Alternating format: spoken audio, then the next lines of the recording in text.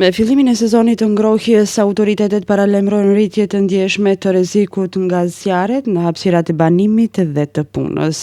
Sipas sektorit për punë të brendshme në Tetov, shumica e incidenteve të këtij lloji shkaktohen nga pakujdesia njerëzore, instalimet elektrike të vjetruara, përdorimi i furrave me defekte teknike, si dhe nga oxhaqet e papastruara.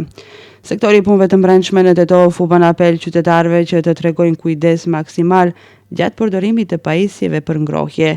Në veçanti theksohet nevoja që ngrohësit elektrike, kondicionerët, stufat me dru dhe çdo pajisje tjetër ngrohëse të mos lihet ndezur pa mbikëqyrje, sidomos kur banorët largohen nga shtëpia apo objektet e punës për periudhë të gjata.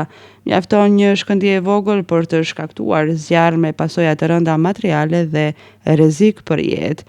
Rrezikshmëria shtohet në ndërtesat kolektive ku lokalizimi i zjarrit është më i vështirë për shkak të mungesës së pajisjeve të përshtatshme kundër zjarrit dhe vështirësive në qasje, shpesh për arsye ndërtimore ose infrastrukturore. Për këtë arsye, pronarët dhe banorët e pallateve këshillohen që të bëjnë kontrolle dhe pastrimin e oxhaqeve të paktën 2 herë në vit, si dhe të shmangin mbi ngarkimin e instalimeve elektrike duke përdorur shumë pajisje njëkohësisht. Autoritetet rikujtojnë gjithashtu se mos respektimi i këtyre masave nuk paraqet vetëm rrezik praktik, por edhe përgjegjësi të drejtpërdrejtë ligjore.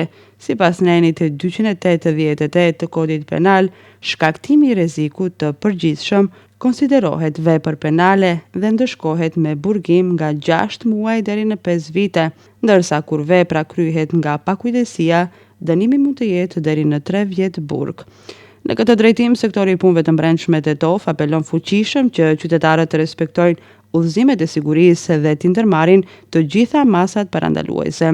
Kujdesi i shtuar mund të shmangë zjarret e mundshme dhe të mbrojë jetën dhe pasurinë e tyre, si dhe atë të bashkëqytetarëve.